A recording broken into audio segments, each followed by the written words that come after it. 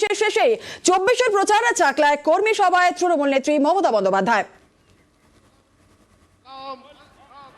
Mamata Banerjee welcome, Mamata Banerjee welcome, Mamata Banerjee welcome.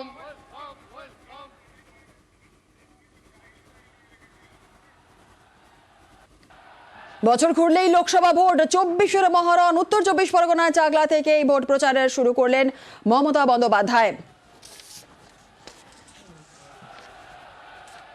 আজ মুখ্যমন্ত্রী মমতা বন্দ্যোপাধ্যায় তার কর্মী সভা থেকে সরাসরি একাধিক বার্তা তুলে ধরলেন। আপনাদের জানি রাখি, উত্তর ২৪ পরগনা থেকে জেলা হলো তৃণমূল কংগ্রেসের হৃদয়। কোনো ঝগড়া বরদাস্ত নয়, দলকে ভালো না বেশে নিজেকে ভালোবাসা হবে না, এমনটাই বললেন মমতা বন্দ্যোপাধ্যায়। শুধু তাই নয়, মানুষের প্রতি ভালোবাসা রাখতে হবে, ৩৬৫ দিন মানুষের পাশে থাকতে হবে। এবং শুধু তাই নয়, আরো বিষয়, কেন্দ্রের বঞ্চনার অভিযোগ তুললেন মুখ্যমন্ত্রী মমতা বন্দ্যোপাধ্যায়। ইন্ডিয়া জোট ভারতবর্ষে থাকবে। পেছনের লোকটা দেখতে দিন, বসে যান। আমাদের এরা কাজ করছিল, তারাই কাজে ইনভলভ হতে পারে এবং ওদের কমিটিটাকেও টোটাল ইনভলভ করা হবে। সারা ভারতের জননেত্রী মমতা ব্যানার্জি ওয়েলকাম, মমতা ব্যানার্জি ওয়েলকাম। তৃণমূল নেত্রী মমতা বন্দ্যোপাধ্যায় দলীয় কর্মীদের আজ কি বার্তা দিলেন, শোনাবো। সবাইকে আবেদন করব, যদি কেউ এখনো দুঃখ করে ঘরে বসে থাকেন লোকাল ঝগড়ার জন্য, তাকে ডেকে নিয়ে আসুন। আমি কোনো ঝগড়া অ্যালাউ করব না। আমাকে ৩৬৫ দিন কাজ করে যেতে হয় মানুষের জন্য। আর কেউ যদি লোকাল ভাবেন আমি বড় নেতা হয়ে গেছি, পার্টিটাকে না ভালোবেসে নিজেকে ভালোবাসবো, সেটা হবে না। তৃণমূলের কাজ হচ্ছে নিজেকে সেবা করা নয়, মানুষের সেবা করা।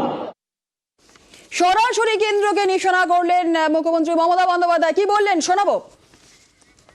বিজেপি করলেই ওয়াশিং মেশিন, আর তৃণমূল করলে জেলে ভরো। বলছে সব নেতাদের জেলে ভরো, কোনো কেসের বিচার হয়নি। যে টাকা লুট করেছে ফেরত পায়নি, সোনাদানা নিয়ে গেছে ফেরত পায়নি কেউ, জেলে ভরে রেখে দিচ্ছে। তার কারণ যাতে ইলেকশনটা করতে না পারে, যাতে পার্টির কাজ করতে না পারে।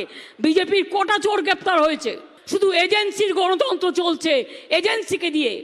আবার নেতারা বলছেন গ্রেপ্তার বাড়াও, তা নাহলে জেতা যাবে না। আরে তুই আজ আছিস, কাল থাকবি না, তখন দেখবি তোর লেজা আছে মাথা নেই, মাথা আছে লেজা নেই।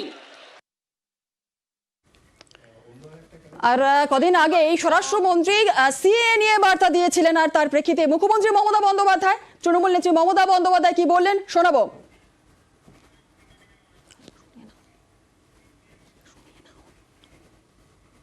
নাগরিকত্ব, আপনারা সবাই নাগরিক এদেশের, মনে রাখবেন। নাগরিক যদি না হন আপনি রেশন পাচ্ছেন কি করে? নাগরিক যদি না হয় আপনারা স্বাস্থ্যসাথী পাচ্ছেন কি করে?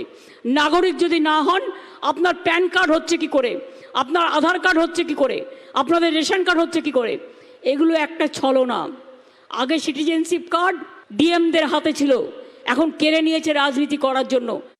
আর উত্তর ২৪ পরগনার জন্য কোর কমিটি তৈরি করা হবে, সেখানে সাংসদদের রাখা হবে না, ৫টি আসনে বিশেষ নজরও রাখতে হবে। এই বিষয় নিয়ে কথা বলে নেব। আমাদের সঙ্গে রয়েছেন আমাদের প্রতিনিধি আবির ঘোষাল। আবির, কার্যত ২ মাসের মধ্যে নতুন করে উত্তর ২৪ পরগনা জেলায় কোর কমিটি তৈরি করে দিলেন মমতা বন্দ্যোপাধ্যায়। জ্যোতিপ্রিয় মল্লিক গ্রেপ্তার হওয়ার পর এক দুপুরের বিধানসভাতে তিনি তার ঘরে ডেকে তাকে তিনি দায়িত্ব দিয়েছিলেন। যে কোর কমিটির দায়িত্ব দেওয়া হয়েছিল উত্তর ২৪ পরগনা জেলার বিধানসভাগুলিতে, সেই বিধানসভাগুলির কাজ পর্যালোচনা করার জন্য। এবং ইতিমধ্যে ৩বার